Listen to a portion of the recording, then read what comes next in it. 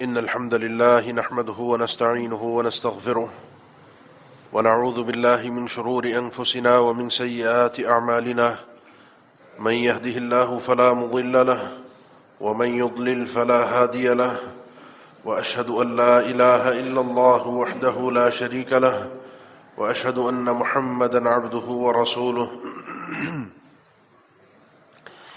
يا أيها الذين آمنوا اتقوا الله حق تقاته ولا تموتن إلا وأنتم مسلمون يا أيها الناس اتقوا ربكم الذي خلقكم من نفس واحدة وخلق منها زوجها وبث منهما رجالا كثيرا ونساء واتقوا الله الذي تساءلون به والأرحام إن الله كان عليكم رقيبا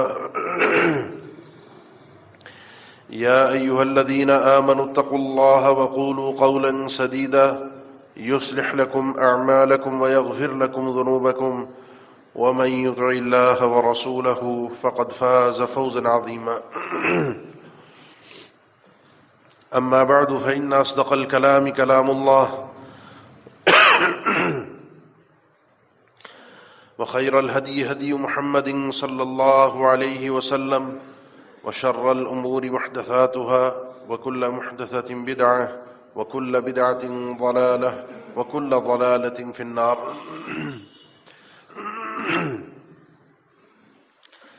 أعوذ بالله من الشيطان الرجيم بسم الله الرحمن الرحيم إنما المؤمنون إخوة فأصلحوا بين أخويكم واتقوا الله لعلكم ترحمون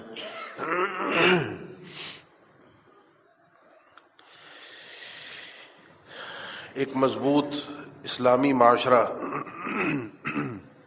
اس کی کچھ بنیادیں ہیں. وہ بنیادیں اگر کمزور پڑ جائیں،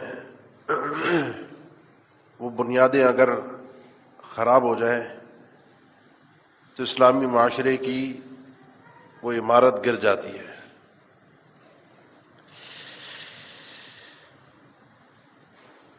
ہم اس حقیقت کو لازمی طور پر تسلیم کریں کہ دنیا مذاہب اور افکار عقائد کی بنیاد پر تقسیم ہے. یہاں کفر اور اسلام ہے، اور کفر سب کا سب اسلام کی نظر میں ایک ہے، اور وہ خود بھی اسلام کے خلاف ایک ہے. وہ رکاوٹ، وہ دیوار، وہ آپ کے لیے نظام جو آپ کا دفاع مضبوط کر سکتا ہے، وہ آپ کا اندرونی طور پہ معاشرے میں اپنے مسلمان بھائیوں کے ساتھ ایک مضبوط تعلق ہے. جب ہم خود آپس میں کمزور ہوں گے، جب ہم خود آپس میں ایک دوسرے سے جدا جدا ہوں گے،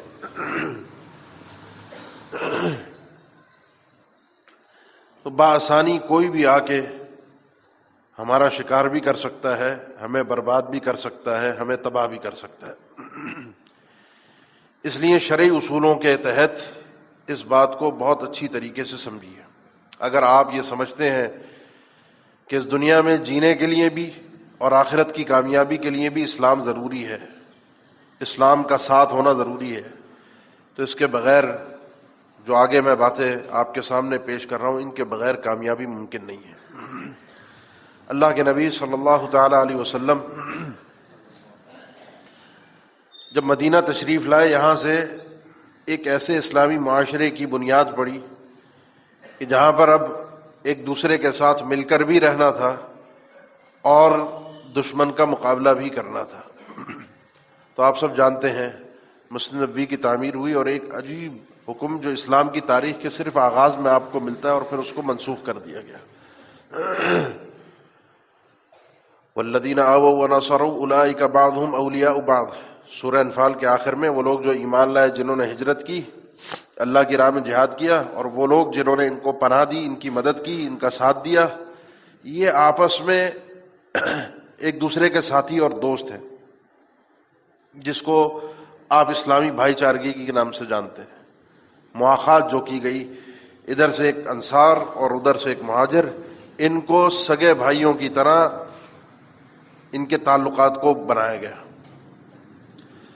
یہ ایک دوسرے کا ساتھ بھی اسی طرح دیں گے، ان کا تعلق بھی اسی طرح ہوگا جس طرح سگے بھائی ہیں. اور اس کی مثالیں آپ پھر پڑھتے ہیں سیرت کی کتابوں میں. سیدنا عبد الرحمن بن عوف کا تذکرہ پڑھتے ہیں. جب ان کو انصاری نے سب کچھ پیش کیا، ان کے بھائی نے، انہوں نے کہا مجھے بازار کا راستہ دکھاؤ، میں خود اپنے پیروں پر کھڑا ہوں گا. ساتھ پورا پورا دیا. اس کے بغیر چارہ کار نہیں تھا. اور اللہ تعالیٰ نے اس چیز کو اپنی نعمت اور احسان کے طور پر جتایا ہے. وہ اللہ اس کے احسانات ہیں اور وہ اپنے احسانات بتاتا ہے، اور یقیناً ہمیں اس کے اللہ کے ایک ایک احسان کو سمجھنا بھی چاہیے. چوتھے پارے میں اللہ تعالیٰ نے ذکر فرمایا سورہ آل عمران میں کہ وَاعْتَصِمُوا بِحَبْلِ اللَّهِ جَمِيعًا وَلَا تَفَرَّقُوا وَاذْكُرُوا نِعْمَةَ اللَّهِ عَلَيْكُمْ إِذْ كُنتُمْ أَعْدَاءً فَأَلَّفَ بَيْنَ قُلُوبِكُمْ فَأَصْبَحْتُمْ بِنِعْمَتِهِ إِخْوَانًا. وقت بھی یاد کرو کہ جب تم آپس میں ایک دوسرے کے دشمن تھے، ایک دوسرے کی ہلاکت کے، ایک دوسرے کی تباہی کے خیر خواہ تھے، ایک دوسرے کو قتل کرنا چاہتے تھے. اللہ نے اپنی نعمت سے تمہیں آپس میں بھائی بھائی بنا دیا. اور سورہ انفال میں اللہ نے ذکر فرمایا وَأَلَّفَ بَيْنَ قُلُوبِهِمْ. یہ مومنوں کے دلوں میں جو اللہ نے الفت پیدا کی ہے، دلوں میں جو محبت پیدا کی ہے. آپ صلی اللہ علیہ وسلم کو ارشاد فرمایا کہ اگر ساری زمین کی دولت اور خزانے آپ خرچ کر دیں، لو انفقت ما فی الارض جمیعا، ساری زمین کے خزانے آپ خرچ کر دیں، ما الفت بین قلوبہم، ان کے دلوں میں آپ دلوں پر راج نہیں کر سکتے تھے، اور ان کے دلوں میں ایک دوسرے کے لیے محبت پیدا نہیں کر سکتے تھے. مال وقتی طور پر زبان خرید سکتا ہے، پیسے سے زبان خریدی جاتی ہے. چاپلوس قسم کے لوگ، مفاد پرست قسم کے لوگ، آگے پیچھے یہ ٹولہ گھومتا ہے اپنے مفادات کی خاطر. جب تک مال ہے، جب تک دنیا ہے، آگے پیچھے ہے. بڑے بڑے چودھری، وڈیرے، سردار، لیڈر، وہ عام طور پہ بنتے اسی طرح ہے. سیاسی لیڈری ساری چلتی اسی طرح ہے. سیاسی قیادت ساری انہی مفادات کی بنیاد پر ہے. ادھر سے مفاد ختم، یہ ٹولہ نکل کے ادھر، ادھر کا ختم، ادھر سے نکل کر ادھر. اللہ کے نبی صلی اللہ علیہ وسلم کو اللہ نے بتایا یہ پیسے سے، دولت سے، دنیا سے دل نہیں خریدا جا سکتا. زبان خریدی جا سکتی ہے، وہ بھی وقتی. جب تک دولت ہے، مفادات ہیں، یہ زبان ساتھ ہے. اللہ نے ان کے دلوں میں جو محبت اور مودت اور الفت پیدا کی ہے، وہ آپ کو دنیا میں پھر کہیں اور نظر نہیں آئے گی. اس کی ابھی آگے ہم مزید وضاحت سنیں گے انشاءاللہ. آغاز اسلام میں یہ بھائی چارہ قائم ہوا، پھر اس کو اللہ تعالیٰ نے منسوخ کر دیا. اسی صورت میں اس کا تذکرہ ہے سورہ انفال کے آخر میں. اللہ تعالیٰ نے فرمایا کہ جو ایمان لائے، جنہوں نے ہجرت کی، جہاد کیا، اور جنہوں نے ان کی مدد کی، اولئک هم المؤمنون حقا، یہ پکے سچے مومن تو ہیں، لیکن وَأُولُو الْأَرْحَامِ بَعْضُهُمْ أَوْلَى بِبَعْضٍ فِي كِتَابِ اللَّهِ. اب یہ جو رشتہ داریاں ہیں، جس بنیاد پر وراثت ہے، جو احکامات ہیں، یہ رحم کے رشتے ہیں، خونی رشتے ہیں. یہ مواخات والا معاملہ، بھائی چارے والا معاملہ آغاز اسلام میں تھا، جب اسلامی معاشرے کو، حکومت کو، ایک ریاست کو مضبوط کرنا تھا. اس کے بغیر معاشرہ چل نہیں سکتا، بن نہیں سکتا. یہ اللہ کا احسان ہے. تو اللہ سے اس احسان کو مانگیے، کیونکہ اس کے بغیر واقعتاً میں اور آپ بھی جی نہیں سکتے، چل نہیں سکتے، آگے نہیں بڑھ سکتے، معاشرہ قائم نہیں ہو سکتا. یہ اخوت جو ہے، یہ بھائی چارگی جو ہے، یہ ایک دوسرے کا ساتھ دینا، میں اور آپ، ہمیں اسلام نے ایسا جوڑا ہے کہ نہ رنگ کا کوئی حساب کتاب ہے، نہ نسل کا کوئی معاملہ ہے، نہ قوم برادری کا کوئی تعلق ہے. ان چیزوں کے اندر صرف اور صرف ایک ہی ہم سب کو جوڑنے والی چیز ہے، اور وہ ہے اسلام. دوسری کوئی چیز نہیں ہے ہمارے بیچ. یہ مومن آپس میں بھائی بھائی ہوتے ہیں، مسلمان آپس میں بھائی بھائی ہوتے ہیں. یہ جو جملہ ہے نا، بڑا عجیب جملہ ہے. کبھی اس سورت کا آپ تذکرہ پڑھتے ہیں عام طور پہ سورہ یوسف کا، جب ان کے بھائی مصر میں ان کے پاس پہنچے، سارے کے سارے بھائی، ایک سگا تھا، باقی سوتیلے تھے. تو اپنے سگے بھائی کو یوسف علیہ السلام نے، کیونکہ وہ جانتے تھے سوتیلے اس کو بھی تکلیفیں پہنچاتے ہیں، اس سے بھی حسد کرتے ہیں، اس کو بھی پریشان کرتے ہیں. تو وَلَمَّا دَخَلُوا عَلَى يُوسُفَ آوَى إِلَيْهِ أَخَاهُ قَالَ إِنِّي أَنَا أَخُوكَ فَلَا تَبْتَئِسْ بِمَا كَانُوا يَعْمَلُونَ. جب یوسف علیہ السلام کے بعد سب پہنچ گئے، اپنے بھائی کو سائڈ پہ کیا، علیحدہ، سگے بھائی کو، اور معلوم تھا کہ وہ ان کے حسد کا شکار ہے. اس کو اس اجنبیت میں، اب باپ بھی ساتھ نہیں ہے، یہ سوتیلے بھائی لے کر آئے ہیں، سوچئے کیا وحشت، کیا غربت، کیا تنہائی اور کس قسم کی دل کی کیفیت ہوگی۔ ان کو علیحدہ کر کے پہلے ایک اعتماد دیا اور کہا کہ انی انا اخوک، میں تمہارا سگا بھائی ہوں، فلا تبتئس بما كانوا يعملون، بالکل پریشان ہونے کی ضرورت نہیں ہے، گھبرانا مت، یہ جو کچھ کرتے ہیں سوتیلے بھائی جو کچھ کریں گے تمہیں فکر کرنے کی اب ضرورت نہیں ہے۔ اپنے بھائی کو واپس جانے ہی نہیں دیا، اپنے بھائی کو واپس پلٹ کر جانے ہی نہیں دیا، وہ بھائی انہی کے پاس رہا، پھر ماں باپ ان کے پاس ہے جو صورت میں آپ تذکرہ پڑھتے ہیں۔ موسیٰ علیہ السلام نے اللہ سے یہ درخواست کی جب اللہ نے کہا کہ جاؤ فرعون کے پاس، جو ہم سورہ طٰہٰ میں پڑھتے ہیں، تو اللہ تعالیٰ نے جب یہ حکم دیا تو انہوں نے چند آزار اپنے پیش کیے، معلوم تو تھے اللہ کو، وہ کوئی اللہ کے حکم سے فرار نہیں تھا، لیکن ایک اپنی طرف سے ان کا ایک تواضع تھا کہ اپنی کچھ انہوں نے کمیوں کو اللہ کے سامنے پیش کیا، جو اللہ تعالیٰ نے قرآن مجید میں ذکر فرمائی۔ قال رب اشرح لي صدري ويسر لي امري واحلل عقدة من لساني يفقهوا قولي واجعل لي وزيرا من اهلي هارون اخي اشدد به ازري واشركه في امري۔ اللہ میرے سینے کو بھی کھول دے، جب یہ کام مل ہی رہا ہے، اب یہ کام کرنا ہے، آگے جا کے فرعون کا مقابلہ بھی ہے، اس کو سمجھانا بھی ہے، میری زبان بھی بالکل واضح فصیح ہو جائے، میری بات ان لوگوں کو سمجھ میں آ جائے، میرے خاندان میں سے کوئی میرا ساتھی ہو جو میرا دست و بازو بنے، اکیلا ہمت نہیں بن پا رہی، میرا بھائی ہارون ہے، اس کے ساتھ میرے بازوؤں کو مضبوط کر دے، یہ میرے ساتھ جائے گا، میرا بھائی ہے، مجھے سہارا رہے گا، ایک تعلق کی وجہ سے ایک انسیت رہے گی۔ یہ اصل وجہ ہے، انسان جو ہے نا وہ اکیلا رہ نہیں سکتا، اس کو کوئی چاہیے، اس کو کوئی ساتھی چاہیے، کوئی غمخوار چاہیے۔ خونی رشتوں کا جو حال ویسے ہی بن چکا ہے ہمارے معاشرے میں، تو وہ تو ہم سب ہی اپنے خاندانوں کے احوال سے بہت اچھی طرح واقف ہیں، ان چیزوں کو ممبر سے ذکر کرنے کی اب ضرورت نہیں ہے، کیونکہ میں ویسے ہی مثال ذکر کر رہا ہوں، کسی کے خاندان کی حقیقت میں وہ بات ہو، کیونکہ گھر گھر کا، خاندان خاندان کا یہ معاملہ ہے۔ ہمیں پرائے اپنے لگتے ہیں ہر ایک کو، اور اپنے پرائے لگتے ہیں، اور وہ اپنے جو ہوتے ہیں وہ کسی دوسرے پرائے کے اپنے ہوتے ہیں، ہم بھی کسی پرائے کے اپنے ہیں، اس پرائے کے اپنے اس کے لیے پرائے ہیں، اور اس کے لیے جو ہم پرائے ہیں وہ اپنے بنے ہوئے ہیں۔ یہ ایک عجیب چکر بنا ہوا ہے، اس لیے اس رشتے کو، اس اسلامی بھائی چارے کو، انما المؤمنون اخوہ، یہ جو اللہ تعالیٰ نے آپ کو اور مجھے جوڑا ہے، اللہ تعالیٰ نے آپ کا اور میرا جو تعلق بنایا ہے، یہ بہت ضروری ہے۔ المؤمن للمؤمن كالبنيان يشد بعضه بعضا مثل المؤمنين في تواضعهم وتراحمهم كمثل الجسد الواحد۔ یہ جو نبی اکرم صلی اللہ علیہ وسلم کا فرمان ہے، صحیح بخاری کا، ایک حدیث صحیح بخاری کی نعمان بن بشیر سے ہے، اور دوسری حدیث بخاری مسلم کی سیدنا ابو موسیٰ اشعری سے ہے۔ مومن کی مثال دوسرے مومن کے ساتھ تعلق میں ایک عمارت کی ہے، جیسے اینٹ دوسری اینٹ کو سہارا دے کر مضبوط کرتی ہے تو یہ عمارت قائم ہوتی ہے، یہ عمارت کھڑی ہوتی ہے، دیوار کھڑی ہوتی ہے، یہ اینٹیں ایک دوسرے کو سہارا نہیں دیں گی تو یہ دیوار کبھی بھی کھڑی نہیں ہو سکتی، مضبوط نہیں رہ سکتی۔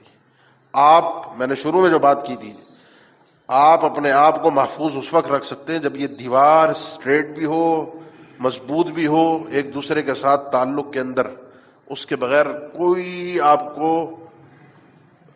کمزوری آ گئی، دیوار کے اندر دھڑاڑ آ گئی، گرپ کمزور ہو گئی تو ایک دھکے سے دیوار گر جائے گی، ہوا کے تیز جھونکے سے دیوار ختم ہو جائے گی، اور پھر آہستہ آہستہ اس کا نام و نشان بھی مٹ جائے گا، ریت کے ذرات میں تقسیم ہو جائے گی۔ آپ صلی اللہ علیہ وسلم نے جو مثالیں دی ہیں نا، یہ آپس کی مومنوں کی مثالیں ہیں، یہ ایمان کا معاشرہ، ایمان کی عمارت، ایک اسلامی معاشرہ اس وقت تک قائم نہیں ہو سکتا جب تک آپ اپنی عمارت کو اس بنیاد پر قائم نہ کریں۔ اب آئیے دو سوالات ہیں۔ پہلا سوال ہے اس آغاز کے بعد کہ یہ بھائی چارہ ہے کیا؟ سنتے تو ہمیں، مانتے بھی ہیں ہم، آپ میں سے کوئی اس بات کا انکاری نہیں ہوگا، کوئی مسئلہ نہیں ہے۔ اسلامی بھائی چارہ ہے کیا؟ اسلامی بھائی چارہ ہمارا معاشرہ والا بھائی چارہ نہیں ہے۔ ہم اس وقت نفسا نفسی کے اندر ہیں، ہر شخص کو اپنی پڑی ہے، میں نکل جاؤں۔ وہ ایک مثال دیتے ہیں نا، وہ تصویریں بھی بعض اوقات کوئی وہ کارٹون نما بنا کر بھیجتے ہیں کہ اگر کوئی کشتی بڑی ڈوب رہی ہو تو سارے لوگ جو ہے وہ اپنی چھوٹی چھوٹی آری لے کر کشتیاں بنانا شروع ہو جاتے ہیں کہ اس بچی ہوئی لکڑی سے میں اپنے سہارا کر لوں، میں اپنے بچاؤ کا انتظام کر لوں، باقی جائے پورا کا پورا معاشرہ جہنم کے اندر، مجھے پرواہ نہیں ہے. یہ نفسا نفسی کا عالم تو قیامت کا منظر ہے. یبصرونہم یود المجرم لو یفتدی من عذاب یومئذ ببنی وصاحبتہ واخیہ وفصیلتہ التی تؤویہ ومن فی الارض جميعا ثم ینجیہ. ایک دوسرے کو ہم سب دکھائے جائیں گے، سارے رشتہ دار، دوست یار، تعلقات والے، ایک ایک آدمی کے ارب ارب انسان ہوں گے. اول تا آخر ساری انسانیت میدان محشر میں ہوگی نا، پتہ نہیں کون کہاں ہوگا، کون کہاں ہوگا، کہاں اس جھمیلے کے اندر کس کی کس سے نہیں ملاقات ہوگی آپ کی میری سب کی، جو جن کے ہمارے تعلقات ہیں سب ایک دوسرے کے سامنے آئیں گے.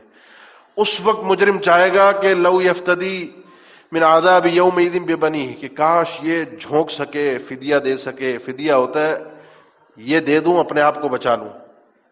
کس کو فدیے کے طور پر؟ اپنی اولاد کو، اپنی بیوی کو، اپنے بھائی کو، اپنے سارے خاندان، دوست یار، رشتہ دار، تعلقات والے جو دنیا کے اندر اس کا ساتھ دیتے تھے، اس کی مدد کرتے تھے، ان سب کو. وفصیلتہ التی تؤوی ومن فی الارض جميعا، دنیا کی ساری انسانیت کو اللہ جہنم میں جھونک دے، مجھے بچا لے. کلا، ایسا ہرگز نہیں ہوگا. یہ نفسا نفسی کا عالم وہاں کا ہے جو بن یہاں گیا ہے. قیامت کا منظر تو ہمیں یہاں نظر آ رہا ہے. اس نفسا نفسی کے عالم سے باہر نکلیے. اس میں دو بھائی ہیں نا آپس کے، اس کی مثال ابن تیمیہ رحمہ اللہ نے یہ جو اسلامی بھائی چارہ ہے، دو بھائی جو ہیں، اس کی مثال بڑی خوبصورت دی ہے انہوں نے. کہتے ہیں اس کی مثال ہے جیسے ہاتھ اور آنکھ ہے. آنکھ روتی ہے تو ہاتھ سے وہ آنسو پوچھے جاتے ہیں، اور ہاتھ پہ اگر تکلیف ہوتی ہے تو آنکھ آنسو بہا کر اس سے محبت کا اظہار کرتی ہے، اس تکلیف کو محسوس کرتی ہے. یہ ہاتھ اور آنکھ کا جو تعلق ہے، ہاتھ کا کام ہے آنسو صاف کرنا اور آنکھ کا کام ہے رونا. یہ تکلیف پر رو سکتی ہے. جس کے پاس جو کچھ ہے، جو کچھ کر سکتا ہے اپنے بھائیوں کے لیے، وہ اس کو کرنا چاہیے. اس نفسا نفسی کے عالم سے باہر نکلیے، ورنہ میں اور آپ داستان تو ویسے ہی بن چکے ہیں تقریباً، باقی اب ایک کہانی بن کے رہ جائیں گے جس کو دنیا کو بتایا جائے گا، پڑھایا جائے گا، ایک سبق کے طور پہ، ایک عبرت کے طور پہ. اگر خیال نہیں کیا، اگر پلٹے نہیں، سمجھے نہیں، اس کیفیت سے باہر نہیں آئے تو داستان بھی باقی نہیں رہے گی. آغاز کہاں سے کریں؟ آغاز ہوگا اپنے آپ سے. کیسے ہوگا؟ ویسے ہی ہوگا جو اللہ نے یوسف علیہ السلام کا ذکر فرمایا ہے کہ جب قال انی انا اخوک، بھائی جب پریشان ہو نا، پریشانی کے عالم میں ہو، تو آپ کیا کر سکتے ہیں؟ جو اسلاف سے منقول ہے نا کہ کیا کرے انسان، بھائی چارہ کیا ہے. میرے جو دینی بھائی ہیں کیا ہے؟ یہ کرتے یہ ہیں کہ یہ میرے غم میں مجھے دلاسا دیتے ہیں، میرے بوجھ کو چند کلمات بول کے، دعا دے کر، مسئلے کو حل کرنے کی کوئی تجویز دے کر، کوئی مشورہ دے کر میرے بوجھ کو تو ہلکا کر جاتے ہیں نا، میرے غم کو تو ہلکا وقتی طور پر. انسان تو مسئلہ تو حل اللہ کے حکم سے ہوگا، انسان سوچ سوچ کے ہی پریشان ہوتا ہے نا. میری اس سوچ کو اطمینان اور سکون تو دے جاتے ہیں. میرے مسئلے کو حل کرنے کے لیے اگر ان کے پاس استطاعت ہوتی ہے، مالی طور پر کوئی مالی مسئلہ ہے تو اس کو حل کر جاتے ہیں، اگر ہے ان کے پاس، اللہ نے دیا ہے. بیماری ہے، اس بیماری کے اندر آ کر دلاسا دے جاتے ہیں. جو اللہ کے نبی صلی اللہ علیہ وسلم نے حقوق بیان کیا، حق المسلم علی المسلم، سے اس حقوق کو آپ پڑھیں، عجیب حقوق ہے. ان کا سارے حقوق کا تعلق صرف اور صرف یہی ہے کہ ایک دوسرے سے محبت پیدا ہو سکے، محبت بڑھ سکے. ملو تو سلام کرو. میں آپ کو ملوں تو میں کہوں السلام علیکم، آپ مجھے جواب میں کہیں، آپ پر فرض ہو جائے گا سلام کا جواب دینا، فرض ہے. یہ بات ذہن میں رکھی ہے. جس طرح ہم سلام کرتے ہیں نا، جو ہمارا طریقہ کار ہے سلام کرنے کا، وہ بہت غلط ہے. اور یہ چیز مساجد کے اندر دیکھتا ہوں، یہ چیز میں بعض اوقات کئی محفل میں ہو، کسی شادی میں، کسی دعوت میں، وہاں دیکھتے ہیں سلام کرنے کے انداز اس طرح ہوتے ہیں کہ منہ ادھر ہوتا ہے، ہاتھ ادھر ہوتا ہے. میں اکثر نوٹ کرتا ہوں اس چیز کو جان بوجھ کے، اکثریت لوگوں کی سلام کے جواب میں ہونٹ ہلتے ہوئے مجھے نظر نہیں آتے. دل میں دیا ہو نہ دیا ہو میں نہیں جانتا، لیکن سلام کا جواب اگلے شخص کو سننا چاہیے، آواز اس کے کانوں میں پڑنی چاہیے. اس نے آپ کو سلام کیا ہے، آپ پر فرض ہے. یہ فرض میں نے نہیں کیا، یہ فرض رب العالمین نے کیا. وَإِذَا حُيِّيتُم بِتَحِيَّةٍ فَحَيُّوا بِأَحْسَنَ مِنْهَا أَوْ رُدُّوهَا. حکم دیا اللہ نے جب تمہیں یہ اسلامی تحفہ پیش کیا جائے السلام علیکم کی صورت میں تو تم پر اب فرض ہو جاتا ہے کہ اس سلام کا جواب دو. فرض ہے. فحیوا صیغہ امر ہے, اور یہ سلام کا جواب یا تو اس سے اچھا دو یا اس جیسے ہی واپس اسے پلٹا کر دو. السلام علیکم وعلیکم السلام ورحمۃ اللہ وبرکاتہ. سلام کا جواب مزید بڑھ جائے. اور آپ سب جانتے ہیں السلام علیکم, آپ سب ترجمہ کرتے ہیں نا بھائی تم پر سلامتی ہو, اور آپ سب جانتے ہیں وعلیکم السلام تم پر بھی سلامتی ہو. یہ لفظ بھی جو لگ جاتا ہے نا, یہ علیکم السلام, یہ تقدیم حق و تاخیر یفید الحصر و تخصیص. جو عربی زبان کے اندر یہ بلاغت کا قاعدہ ہے کہ آپ نے سلام کا لفظ پہلے کہا, علیکم بعد میں کہا, اگلے نے علیکم پہلے کہا, سلام بعد میں کہا, اس سے تخصیص پیدا ہو گئی کہ اللہ تم پر بھی خصوصی اپنا فضل اور رحمتیں فرما دے.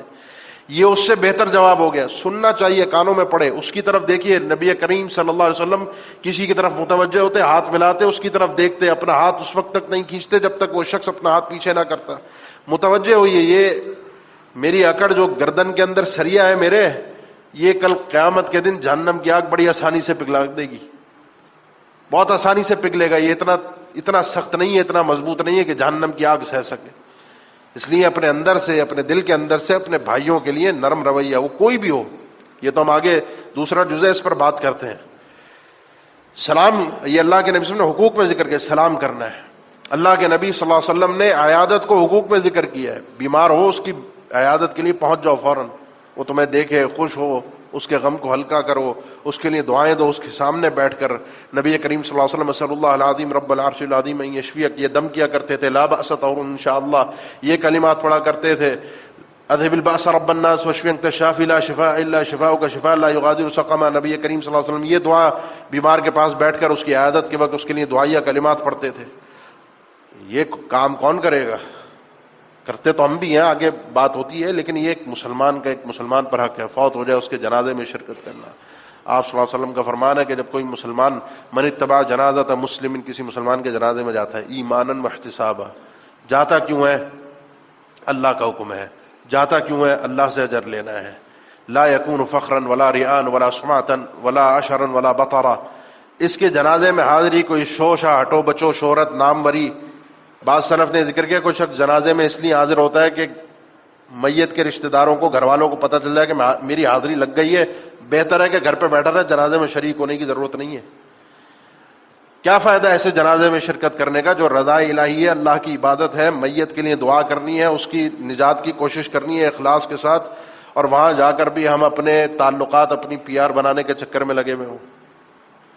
اس عبادت کو استعمال کر کے دنیا کمانے سے بہتر ہے گھر بیٹھ جاتا, کم از کم یہ وزر تو سر پر نہ لاد کے جاتا, یہ گناہ تو نہ لے کر جاتا. آپ صلی اللہ علیہ وسلم نے فرمایا کہ یہ جو اخ المسلم و اخ المسلم, مسلمان کا بھائی ہے, لا یظلم, اس پر ظلم نہیں کرتا, اس کو حقیر نہیں جانتا, اس کے کام آتا ہے, اس کے ساتھ کھڑا ہوتا ہے, اس کو دلاسا دیتا ہے, اس کو اپنے ساتھ رکھتا ہے, اس کی پریشانی کے اندر اس کے ساتھ ہے, اس کے غم میں اس کے ساتھ ہے, اس کے ساتھ محبت اور مودت کے ساتھ پیش آتا ہے. اور سارا خلاصہ اس اخوت اسلامیہ کا آپ صلی اللہ علیہ وسلم کا فرمان کر دیتے ہیں, نچوڑ ہے میری بات کا, ساری گفتگو کا, کہ لا یؤمن احدکم حتی یحب لاخیہ ما یحب لنفسہ. تم میں سے کوئی شخص اس وقت تک مومن نہیں ہو سکتا, پکا مومن, کامل ایمان اس کا نہیں ہو سکتا, جب تک وہ اپنے اخی المؤمن, اپنے مسلمان مومن بھائی کے لیے وہی کچھ پسند نہ کرے, اس کو وہی کچھ اچھا نہ لگے جو وہ اپنے لیے پسند کرتا ہے. یہ خلاصہ ہے, اینڈ ہے ساری گفتگو کا. کیا کر سکتا ہوں میں اپنے مسلمان بھائی کے لیے؟ میں وہی کروں جو میں اپنے لیے چاہتا ہوں کہ مجھے یہ رسپانس ملے, میرے ساتھ یہ کیا جائے, مجھے کوئی دھوکہ نہ دے, مجھے کوئی استعمال نہ کرے, میرے اوپر کوئی ہنسے نہیں, میرا کوئی مذاق نہ اڑائے, میرا کوئی تماشا نہ بنائے, مجھے کوئی پریشان نہ کرے, مجھے کوئی غم نہ دے, میری بیماری کے اندر میرا کوئی ساتھ دے, میری پریشانی کے اندر کوئی میرے کندھے پر تھپکی رکھے, مجھے کوئی دلاسا دے دے, مجھے کوئی سکون دے دے, مجھے کوئی دعائیں دے دے. جو یہ میں اپنے لیے چاہتا ہوں, یہ اپنے مومن بھائی کے ساتھ بھی تو میں نے ایسے ہی پیش آنا ہے نا. اس کے بغیر تو ایمان کامل نہیں ہوتا. ایمان عقائد ہے, ایمان اعمال ہے, ایمان اخلاقیات ہے, اور اخلاقیات کے بغیر ایمان کامل نہیں ہے. یہ تینوں چیزوں کا نام مل کر ایمان بنتا ہے. کوئی میرے ساتھ اسلامی بھائی چارے سے اس انداز میں پیش آتا ہے, میں نے کیا کرنا ہے؟ جو میں نے بات شروع کی تھی، سلف نے کہا کہ ہم کیسے پیش آئیں. بعض سلف کا جو قول ہے، تو تمہارا بھائی تمہارے ساتھ یہ سب کچھ کرتا ہے، تم کیا کرتے ہو؟ اس وقت تم نے کیسے اس کو جواب دیا، کیسے اس کو بدلہ دیا؟ وہ کہتا ہے میں کچھ اور نہیں کرتا ایسے موقع پر، کیونکہ دونوں مفاد پرست نہیں ہیں، دونوں نفسا نفسی میں نہیں ہیں. وہ کہتا ہے میں اس کے لیے اس کی پیٹھ پیچھے اپنے اللہ سے دعائیں کرتا ہوں، اپنے اللہ سے مانگتا ہوں کہ اللہ اس کے لیے دنیا اور آخرت کے مسئلوں کو حل فرما دے. اور یہ بات یاد رکھیے، پیٹھ پیچھے کسی مسلمان کے لیے اس کے لیے غیب میں دعا کی گئی. میں آپ کے لیے پیٹھ پیچھے کروں، آپ میرے لیے پیٹھ پیچھے کریں، مجھے نہیں پتا. یہ دعائیں واٹس ایپ پر ایک دوسرے کو دکھا کر بھیجنا، بتانا، عیادت اور چیز ہے، تعزیت اور چیز ہے. اس کے علاوہ اپنی دعاؤں کو یہ مشہور کرنا، بھیجنا، یہ نامعقولیت ہے، بیوقوفی، جہالت ہے. کسی کے لیے دعا کرنی ہے، اپنے اللہ سے مانگیے، چھپ کر مانگیے. اور پھر اس پر ہوتا یہ ہے کہ فرشتے مقرر ہو جاتے ہیں جو اس دعا پر آمین کہتے ہیں. فرشتے کیوں آتے ہیں؟ حکم الہی کے بغیر نہیں آ سکتے. آمین کیوں کہتے ہیں؟ حکم الہی کے بغیر نہیں کہہ سکتے. سادہ سا مطلب ہے کہ اللہ نے اس دعا کو قبول کرنا ہے. آمین بھی کہتے ہیں اور ساتھ میں ایک جملہ اور بھی کہتے ہیں، پھر وہ ایک دعا وہ بھی کرتے ہیں، وَلَكَ بِمِثْلِهِ، جو تو اپنے بھائی کے لیے مانگ رہا ہے اللہ تجھے بھی یہی سب کچھ عطا کر دے. یہ جب تک بنیاد نہیں پڑے گی، جب تک مسئلہ حل نہیں ہوگا. وقت کم ہے، اب میں آتا ہوں تو اپنے دوسرے سوال پر. یہ ہے اخوہ فی اللہ. یہ جو بھائی چارہ ہے نا، یہ جو محبت ہے، ایک دوسرے کے ساتھ دینا ہے، ہاتھ پکڑنا ہے، یہ اللہ کے لیے ہے، یہ اللہ کے لیے ہے. ہمارا مسئلہ، ہماری پریشانی، جو میں نے سب چیزیں بھی ذکر کی، ہم میں سب عیادت بھی سب کرتے ہیں الحمدللہ، جنازوں میں بھی شرکت کرتے ہیں، سلام دعا بھی کرتے ہیں، دعوتوں میں بھی جاتے ہیں، ایک دوسرے کے پریشانی کے اندر اس کے ساتھ بھی کھڑے ہوتے ہیں، مسئلوں میں ایک دوسرے کے ساتھ بھی ہیں، سارے کام ہم کرتے ہیں. لیکن اپنے آپ سے ذرا ایک سوال کر کے دیکھیے، کیا یہ فی اللہ ہے، یا اس چیز کے اندر میں اپنے مفادات کو دیکھ کر طے کرتا ہوں کہ کس سے کس انداز میں کتنا تعلق رکھنا ہے؟ پیمانے ہم سب کے پاس ہیں، ہم سب کے پاس پیمانے موجود ہیں، اور پورا ناپ تول کر ہم چلتے ہیں. کل قیامت کے دن بھی اگر یہ ناپ تول والا معاملہ میرے ساتھ بن گیا تو بڑی پریشانی ہو جائے گی، بڑا مسئلہ خراب ہو جائے گا. یہاں ناپ تول تو، اور اللہ سے زیادہ کوئی حساب رکھنے والا نہیں ہے، اللہ سے زیادہ کوئی عدل کرنے والا نہیں ہے. فَمَن يَعْمَلْ مِثْقَالَ ذَرَّةٍ خَيْرًا يَرَهُ وَمَن يَعْمَلْ مِثْقَالَ ذَرَّةٍ شَرًّا يَرَهُ. ذرہ خیر ہوگی، ذرہ نیکی ہوگی، وہ بھی سامنے آئے گی، اور ذرہ برائی ہوگی، وہ بھی سامنے آئے گی. اور اللہ یہ دلوں کے بھید کو جانتا ہے. یہاں سے لِلَّهِ مَا فِي السَّمَاوَاتِ وَمَا فِي الْأَرْضِ وَإِن تُبْدُوا مَا فِي أَنفُسِكُمْ أَوْ تُخْفُوهُ يُحَاسِبْكُم بِهِ اللَّهُ. یہاں جو کچھ چھپاتے ہو، جو کچھ نکالتے ہو، یہاں سے اللہ نے سب کا، یہاں کا بھی حساب اللہ کی بارگاہ میں. یہاں کا حساب کوئی نہیں کرتا دنیا میں، نہ کر سکتا ہے. یہاں کا حساب وہاں ہے، دنیا میں کوئی نہیں کرے گا یہاں کا حساب، اس دل کا حساب کوئی نہیں کرے گا. اس لیے اپنے آپ سے سوال کیجئے، کیا ہے فی اللہ ہے؟ اللہ سوچ کے حیرت ہوتی ہے. سیدنا عبداللہ ابن عمر سے رضی اللہ تعالیٰ عنہ یہ قول منقول، کہتے ہیں ہم ایک وقت تھا کہ لا یری احد منا، ہم مسلمانوں کی جو جماعت تھی، ہم میں سے کوئی ایک شخص بھی درہم اور دینار کو، اس دنیا کو، سونے اور چاندی کو اپنے مسلمان بھائی سے بڑھ کر عزت نہیں دیتا تھا. مسلمان بھائی کی بڑی عزت ہوتی ہے. لیکن وَإِنَّنَا فِي زَمَانٍ، آج جس زمانے میں ہم ہیں، اس زمانے کے اندر درہم اور دینار احب الینا من اخی المسلم، ہمیں درہم اور دینار اپنے بھائی سے زیادہ عزیز ہیں. اسلامی بھائی سے زیادہ، مسلمان بھائی سے زیادہ درہم اور دینار عزیز ہیں. سگے بھائیوں سے زیادہ عزیز ہیں، ماں باپ سے زیادہ عزیز ہیں، اولاد سے زیادہ عزیز ہیں. گھروں کے، خاندانوں کے جھگڑے کیا ہیں؟ عورتیں اپنے شوہروں کو اپنے بھائیوں سے کیوں لڑواتی ہیں؟ کیا سکھاتی ہیں؟ آدمی اپنے بھائیوں سے، ماں باپ سے کیوں لڑتا ہے اپنی بیوی کی شے میں آ کر، یا خود اپنی مرضی سے؟ ایک سوال ہے، جواب صرف درہم اور دینار، دنیا، دولت، پیسہ، کوئی اور چیز نہیں ہے. خاندان کے خاندان اجڑ جاتے ہیں، تباہ ہو جاتے ہیں، برباد ہو جاتے ہیں، صرف دولت کی خاطر، صرف پیسے کی خاطر.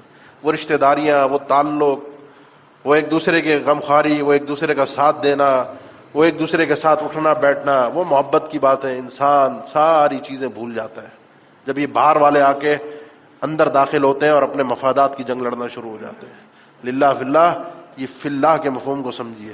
اور جو شخص یہ فی اللہ سمجھ گیا، کوئی سینکڑوں نہیں ملیں گے آپ کو، ایک مل جائے نا کوئی ایک جس سے آپ نے واقعتاً اللہ کے لیے کیا ہو. چیک کیجئے اپنے آپ کو, اللہ کے لیے کیا ہو, کوئی دوسرا مقصد ہی نہ ہو, کوئی مقصد نہ ہو, کوئی اور دل و دماغ میں کوئی بات ہی نہ ہو, صرف اللہ, کوئی اور چیز نہیں ہے.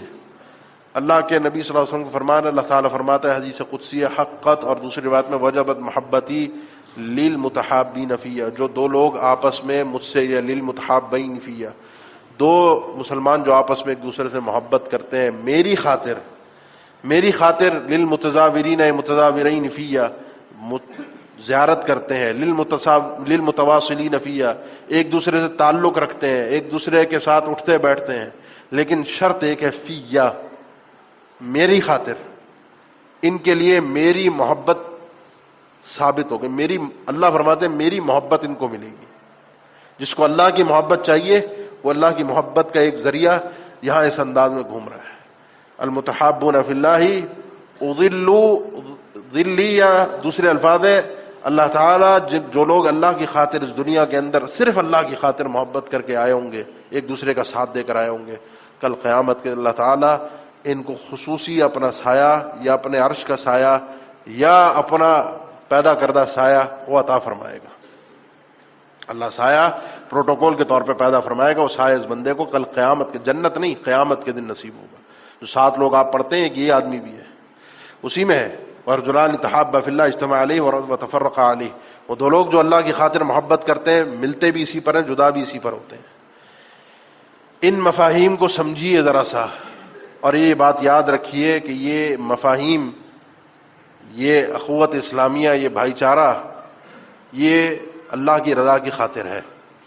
اس سوال کا جواب اپنے آپ کو ضرور, مفادات کی خاطر نہیں ہے, دنیا کے معاملات اور مال و متاع کی خاطر نہیں ہے. یہ اگر ہوگا تو سوائے بربادی کے, سوائے نفسا نفسی کے, سوائے ہلاکت کا اور کچھ نہیں ہے.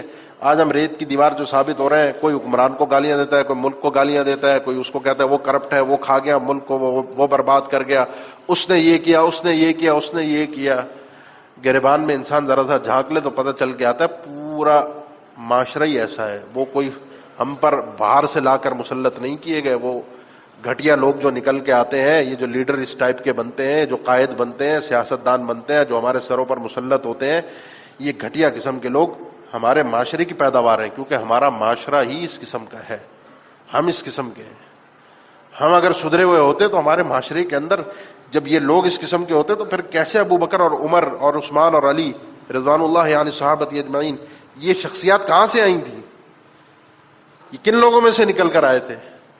اگر ان جیسا حکمران چاہیے تو ان جیسا بننا پڑے گا, وہ یہیں سے نکل کر آتے ہیں, آسمان سے فرشتے آ کر حکومت نہیں کیا کرتے.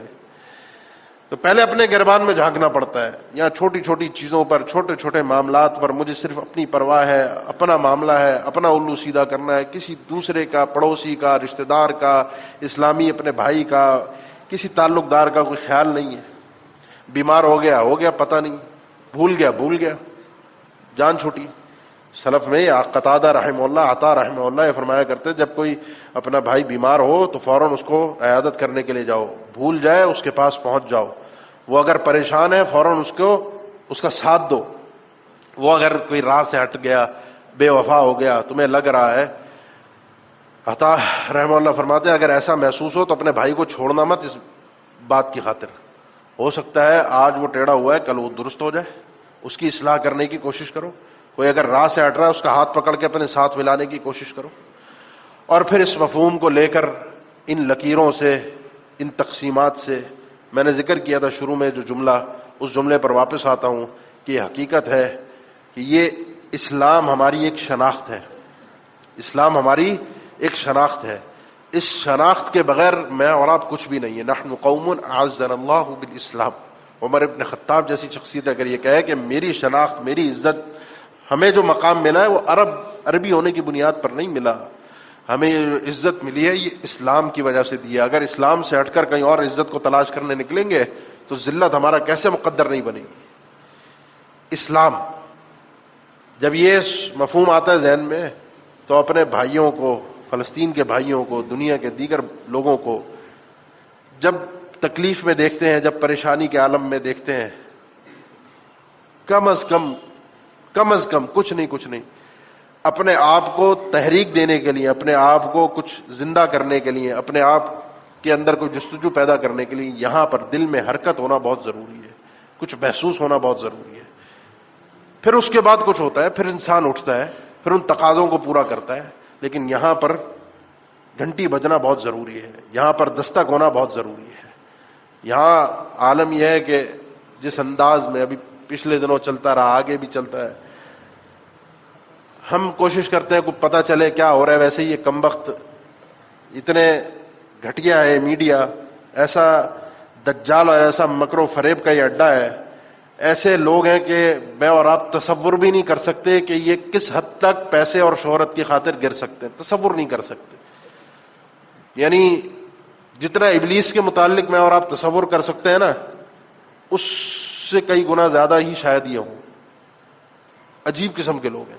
لیکن پھر بھی چلو کو پتہ چل جائے، کچھ ہو جائے. پہلے قوم کو کرکٹ کے پیچھے لگائے رکھا، پہلی خبریں چیخ چلا کے یہی ہوتی تھیں، جہاں کوئی خبر دیکھنے کی کوشش کرو یہی ملے گی. وہ ختم ہوا تو اب سیاست سر چڑھ کے دوڑ رہی ہے. اب مصیبت یہ ہے کہ کسی کے کبھی کوئی معاملہ، کبھی کوئی معاملہ، کوئی جس کو خبر کہتے ہیں نا، معلومات کہتے ہیں، خبر نہیں ہے، یہ صرف شہرت اور بکنے کا ذریعہ ہے. مجھے بتائیے کہاں ہمارے دلوں میں ایک دوسرے کے لیے اسلام کی خاطر کوئی محبت اور بھائی چارہ پیدا ہوگا؟ سوائے نفرتوں کے، سوائے عداوتوں کے، اس کے علاوہ کوئی اور چیز پیدا نہیں ہو سکتی. کم از کم اس شعور کو بیدار رکھیے، اس شعور کو، اس احساس کو مرنے نہ دیجیے. اور آخر میں درمیان میں ایک بات کی تھی، اس جملے کو دہرا کر بات ختم کر رہا ہوں. بہت زیادہ اب شاید ہم سے نہ ہو سکے، بہت زیادہ ہم کوئی جس کو کہتے ہیں نا سوشل بننا، اسلام کی خاطر، اللہ کی خاطر، شاید بہت زیادہ نہ ہو سکے. کوئی ایک ضرور ہو، کسی ایک کو تو ضرور اختیار کریں جس سے کوئی مفاد نہ ہو، کوئی اور چیز عزیز نہ ہو، کچھ نہیں چاہیے، کچھ نہیں ہے. بس یہ ہے کہ کل اللہ کے سامنے میں اس بندے کو پیش کر کے کہہ سکوں، اللہ جو جو تو نے کہا تھا ایک اسلامی بھائی کے ساتھ کرنے کے لیے، اللہ جو جو تیرے تقاضے تھے محبت کے، تیری وجہ سے وہی آدمی ہے، میں نے اس سے کیا ہے، دلوں کے حال تو جانتا ہے، وہ جو تیری بشارتیں ہیں، وہ جو تیرے وعدے ہیں، وہ تو سچا کرنے والا ہے. اللہ میں تیرا بندہ تیرے سامنے ہوں، اس اسلامی بھائی چارے کے حکم کو میں پورا کر کے آیا ہوں. اللہ ہم سب کو یہ توفیق عطا فرما دے. اللہ ہم سب کے اندر سے یہ جو غیرت ایمانی ہے، اللہ ہمیں یہ غیرت ایمانی ہم سب کو عطا فرما دے. اور یہ جو نفسہ نفسی ہے، یہ جو مفادات پرستی ہے، اللہ ان سب بیماریوں سے، رذائل سے ہم سب کو محفوظ فرما دے. اقول قولی ھذا واستغفر اللہ لی ولکم وآخر دعوانا الحمد للہ رب العالمین.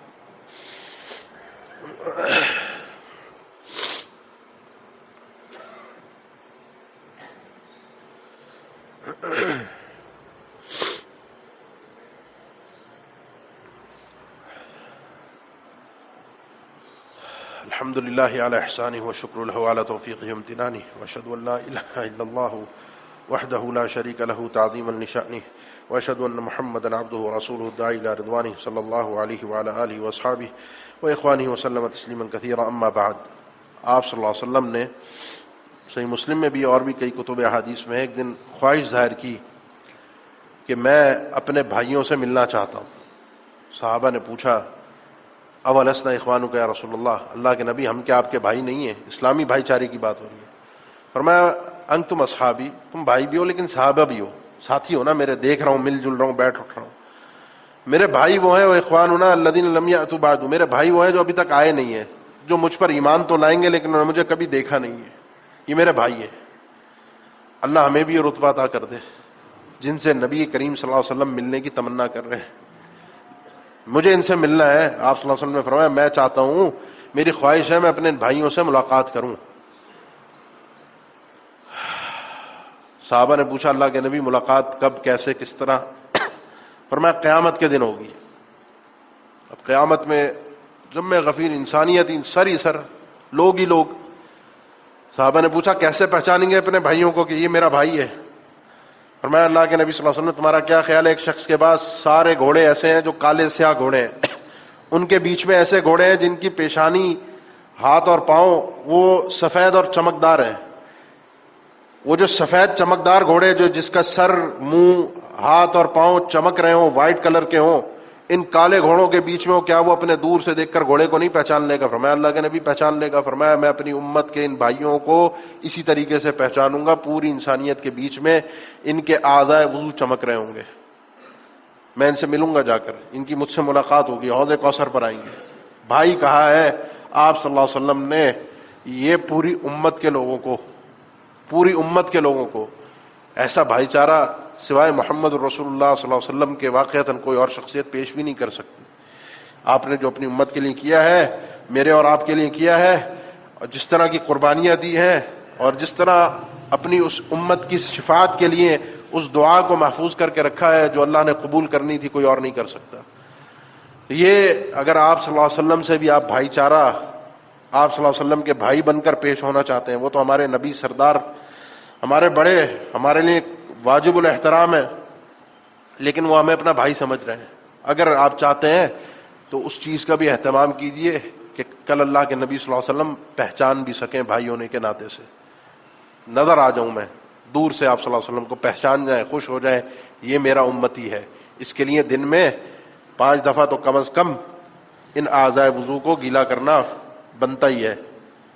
بار بار یہ گیلے ہوتے رہیں گے، وضو ہوتا رہے گا، اس کا مطلب کیا ہے؟ نماز کا اہتمام اللہ کے نبی صلی اللہ علیہ وسلم کا بھائی بننے کے لیے، بھائی کہلانے کے لیے بہت ضروری ہے۔